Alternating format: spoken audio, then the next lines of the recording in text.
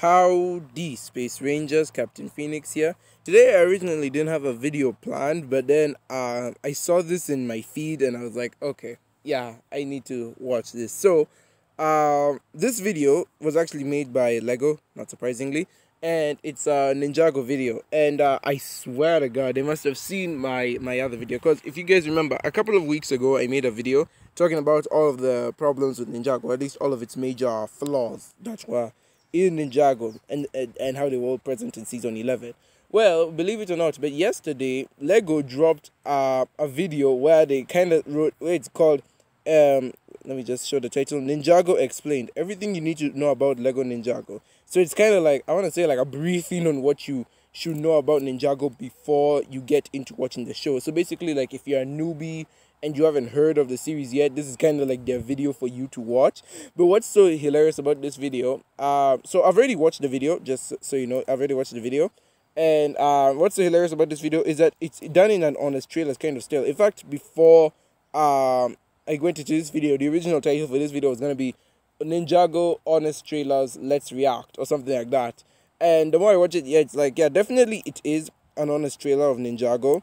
For those who don't know what honest trailers are, I did talk about them in my podcast I did a couple of days ago on Back to the Future, where I was saying they kind of like take a movie and then deconstruct it, and then they also kind of criticize it, but it's all in good fun. It's really just all hilarious jokes all around. Honest trailers, great guys, go subscribe to them if you're from them because of me. Yeah, you know, let them know that I sent you.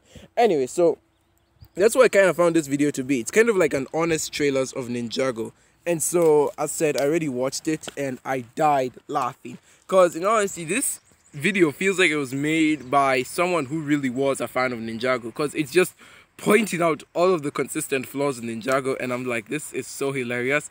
I need to show it to my viewers, and then I can react on it, though I've already watched it. And I can also talk about it and all the flaws that the video was made. Now, this was made before season 13, mind you. It was made when season 13 was announced, but it was made, no, as in, it was made when season 13 was announced, but not before, but not after it aired. So if there's a bit of things missing, that's why. Anyways, it was only made when season 13 was announced, basically. So I thought I might as well react to it, and then I just talk over it, and then how this flaw matches up with this flaw, or this joke is kind of funny, because, you know, again, it's just honest trailers for Ninjago, and it's honestly the best thing I've seen in a while, so I might as well get into it and stop wasting your time. When evil threatens the world, you need a team of highly trained, razor-sharp ninjas to save the day. But instead, you'll have to settle for these guys. Hot tub! Guys, that's your cue? This is the life. Ninjago. Ninjago. Oh, I mean Ninjago? Ninjago. It's Ninjago. It's really not that hard to pronounce. Fine. Jeez. Whatever you want to call it. Meet Master Wu, an ancient and wise mentor to the ninja team when he's not being a baby. A teenager. I am Wu. Or an evil cyborg. Man, He'll recruit 3 teenagers and an android by promising to help them unlock their true potential, as long as their potential involves riding dragons, collecting ancient weapons, and fighting power-mad villains. Otherwise, forget it. Good morning, morning, morning. Wu will teach the ninja powerful disciplines, like Spinjitzu. Gesundheit. It's the ancient art of spinning around really fast. Hey, I can do that. Look at me. I can... Whoa. There's a room going round and round. Oh, I think I'm gonna be sick. I swear they must have gotten the same. I swear they must have gotten the same guy who did the actual honest trailer voice. There's no way it's not the same guy. Forget the other powers they'll unlock, like air jitsu, forbidden spin jitsu, elemental dragons, and even more powers that will somehow mysteriously disappear without explanation, never to be seen again. Yeah, that is true. Like, oh my God, what do I say? First of all, Wu has been through a lot, mind you.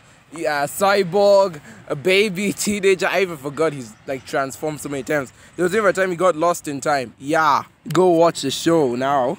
Anyways, what was I gonna say? I was gonna say it's also funny how in seasons 1 and 2, Garmadon is like the big bad, and then in season 3, when he's the good guy, Wu is the bad guy. It's honestly kind of funny how they would switch roles like that. What else was I gonna say? Oh yes, their powers. Oh my god, the power inconsistency. I hate the fact that they can't summon elemental dragons anymore, or they can't do air jitsu anymore, because now it's forbidden spinjitzu, something that was introduced and then forgotten about. Then there was burst spinjitzu in season 13, also something that might come again in future, but I'm highly thinking it's gonna be forgotten about. And then we have what's this one? Regular spinjitzu and powers. Those are still around, but gosh, do I miss elemental dragons and air jitsu. Together, the ninja will battle evil menaces like Wu's brother, Wu's student, people who want revenge on Wu, and all sorts of super dangerous enemies Wu knew were coming, Right on time. but never bothered to mention. Boy, maybe they'd be better off staying away from this guy. Yeah, Wu, I mean, he's an old man around teenagers. We should call the people, woo, don't stay around this guy. Which is kind of true if you ask me, because like he has caused a lot of issues. Okay, season 1 and 2 are fine, because like it was Garmadon, so that's his brother. Season 3, he was cyborg. He was a henchman in season 3, so I guess he also counts as a villain. In season 4, there was Chen and such, but that was more of Garmadon's baggage, not really Wu's baggage. 5 was Moro, that's issue. 6, he was fine. 7 was the Time Twins. 8 was the Sons of Garmadon, but he was a baby back then, so that was even crazy. And then I guess 10 he was fine. 11, there was Asphira. And then 12 and 13, he was good to go. Though I don't know why he was so whiny in 13. Shape what your mama gave you. Yeah, look at this one now. Meet the ninja team. Lloyd, he's the green ninja, and he wears green. And when he's wearing gold... Also, has anyone noticed that when it comes to Lloyd and green, he's kind of obsessed with it? First, he liked Harumi because she wore like dark green. Then there was Akita who was red, but then like he left Akita behind in an alternate dimension and decides to go hang out with Racer 7. Yeah, surprise, in case you didn't get that, he and Racer 7 kind of wink-winked at each other in season 12. And guess what? She wears green. Lloyd, you have an issue. He's the, gold ninja. Good thing they don't have plaid in this universe. The plaid Watch as he ninja. goes from being a young boy that's magically aged up from childhood to becoming so powerful, he actually doesn't even need his teammates. Yeah, that's kind of mean. Lloyd, how dare you ditch the team? Just because he's got powers doesn't mean he doesn't have your typical teenage problems. From having one girlfriend who turned evil, to having another one who was a wolf girl from another dimension. Well, who hasn't been there, am I right? A mother who abandoned him as a toddler, and a dad who missed every school play and basketball game because he was trapped in the underworld. Oh, yeah, sure, Dad. Your precious hiatus is way more important than me. Whatever. Zane, the mechanical ninjroid that started out as the Ice Ninja, then became the Titanium Ninja. He's a mighty machine with an even mightier loyalty to his friends, except when he becomes the Ice Emperor and tries to destroy them all. Watch as he tries to understand emotions, You see, that concept... develop a sense of humor. That concept on its own would seem so cool, but the way they executed it just makes me so mad. Have I mentioned how much I don't like season 11? Was a joke. Ha ha. And try to make it through an entire adventure without being deactivated, disintegrated, or demolished. Okay, that is so true. I swear, literally every season, Zane must get damaged in some way. And because they can't damage the other ninjas, because that could lead to bleeding or, I don't know, permadeath, they have to attack the ninja. I legit feel so sorry for Zane. In seasons 1 and 2, he's just being battle damaged. In season 3, he literally dies. In 4... Okay, 4 he didn't go through that much pain, but in 5 his voice box got broken. In 6, what happened to him in 6? 6, okay, whatever. 7, he got damaged again. In 8, no, not 8. 9, his cloaking thing got damaged, and then boy and then 11 he gets taken to another dimension. Like, boy, I feel so sorry for this guy. Also find a girlfriend in the form of an AI that's been stuck in his head for way too long. Yeah, I feel you there, pal. Jay, he's the lightning ninja and a talented inventor who keeps his friends laughing and gets along with everyone. Not sure who thought it was a good idea to trust this guy around the lightning bolts. Nia, She controls the powerful element of water. She's also a talented engineer who creates the ninja's coolest vehicles. And Yeah, where did she get the time to build all these mechs? If it was just pixel art, it makes sense, but Nia, Jesus, man. Fighter for Justice, known as Samurai X. So naturally, she was the last one picked for the team. Seriously? They picked this guy over her? Ugh. Kai, the fire ninja in Firehouse Red, with a fiery temper and a burning desire for victory. But don't call him hot-headed, cause that would be a cliche. You know, maybe someday there will be a mellow, laid-back, live and let live hero with fire powers, but not today. And Cole, the Earth Ninja that used to be the team leader, or so we were led to believe. Well, next time you lead. Next time I will. Oh, and Yeah, the leadership in this team is so muddled. It is honestly very confusing. Like, before Lloyd joined, at first it was supposed to be Cole, then it became Kai, and then, like, when Lloyd did join, it was him for a while, and then in season 5, the leadership role is being flip-flopped around. Then they all agreed that it would be Kai. So whenever Lloyd would be out of commission, they would rely on Kai as the second in command. But then when Lloyd is out of commission, it's as if they're lost. Like, they don't know what to do. Like, in season 9, when they didn't have him, they needed Wu. Like, what the hell, guys? And then another thing that annoyed me is that in season 5, Lloyd wanted to become a master, but because Moru took over him, he couldn't pursue that path anymore. Then the ninja realized that they actually did need him to function as a team. So when season 7 comes around and Lloyd does pursue his master path, the ninja all make fun of him, and I'm like, after season 5, this should not be a thing anymore. It's so weird how the leadership thing just gets flip-flopped around. It's honestly annoying. to be a ghost. You've lost me. But behind his facade, he has the most devastating power of them all. He's nice to his friends and his enemies. Watch Cole as he overcomes his greatest enemies of all, the writers, who never give him a season of his own. Okay. Cole isn't my favorite ninja, but he was highly underrated. I kept praying for his season to come because he's such a good guy. Like, he does not deserve some of the stuff that happens to him. But in the end, they did give him his season with season 13. So congratulations, writers, you did something good. Wait! Together, they'll ride into battle on the flying ship Destiny's Bounty. Oof. I said, together, they'll ride into battle on the flying ship. That went well. Oof. Together, they'll ride into battle. Ooh. Come on! Join them in their quest to find Has anyone else noticed how many times the Destiny's Bounty has been destroyed? golden weapons, the Fang Blades, the Elemental Blades, Oh god.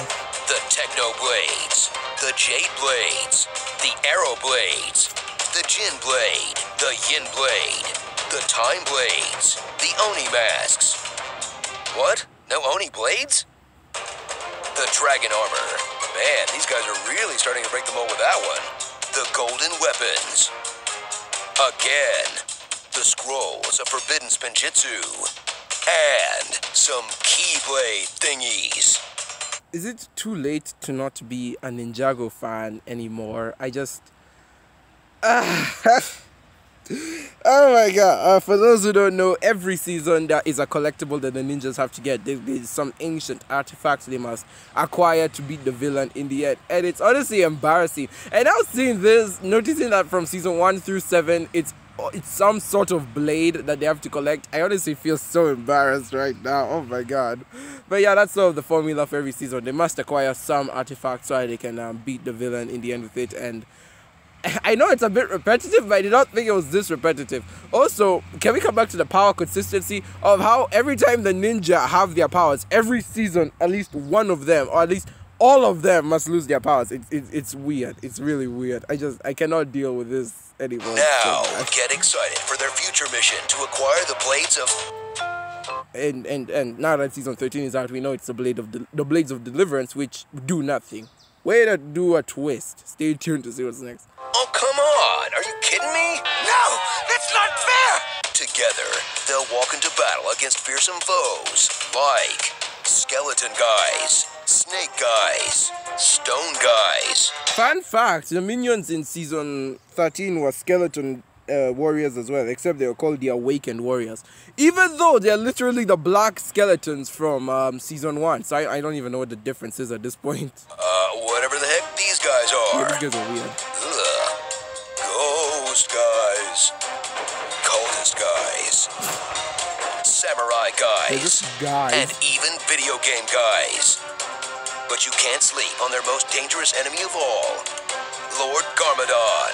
He's the ultimate bad guy turned good guy. I mean, not really. He's only been bad guy for about, like, what, 3 seasons total. I don't count season 2 because the Overlord was the one for that season. And even season 1, it was Pytho who took front and center. So I don't need. So he was basically bad guy for like 2 seasons. I don't even know. Turned bad guy again, with the superpower of confusing everyone about which side he's on this year. He can summon shadows, cause energy blasts, create a giant colossus, and still somehow be a father while exiled in another dimension. Extra arms. By the way, looking at Gamadon's power set, it's honestly kind of crazy. Like, he's supposed to be the master of destruction, yet for some reason he's the master of shadows. Like, he can summon shadows. Like, I mean, we have different elemental masters, don't we?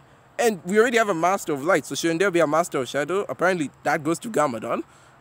Energy blast, yeah, sure, that's his power, master of destruction. But then creating a giant colossus. We've never seen Wu do these things before. So, Wu, get off your A and do something. Extra great hugs, am I right? Aww.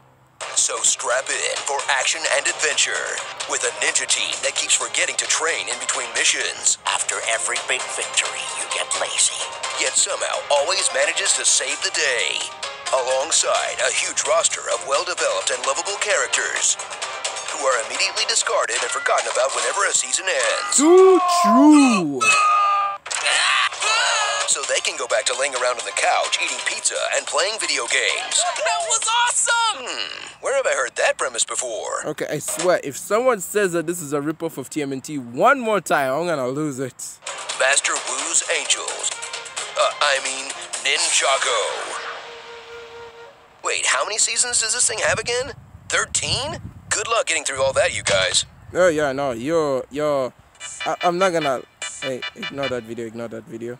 When Yeah, I'm not gonna lie. 13 seasons, quite a bit, but trust me, you're not gonna regret it. Especially considering we're all locked in our houses this year. There's never been a more perfect time to binge watch Ninjago. I kind of envy the new fans. Anyways, that was sort of Ninjago honest trailer. And yeah, no, I freaking loved it. It was hilarious when I first watched it. It's still funny now. I like how they just pointed out all the flaws, and I just enjoyed it. It's all in good fun. Really love it. Go watch Ninjago if you haven't already, you dummies. Like, you noobs. I honestly feel jealous of you because you get to binge watch the entire series in 1 year than I could in the past 5 years. So, way to go, guys. Good on you. I hope you enjoyed this show. And yeah, no, that was just me reacting to honest trailers Ninjago. I really hope this gets more of a following and more people watch it. It's a shame that this video is marked for kids because I so wanted to comment on this, but well, we can't get everything in life. Anyways, guys, that was just a fun video I wanted to do for today. You know, want to make it really short, not do too much with it. So if you enjoyed, be sure to hit that like button, subscribe, and yeah, go watch my podcast. I feel really proud of it. So do that if you're free. Without further ado, guys, I have been Captain Phoenix, and with that, I will see you in another universe.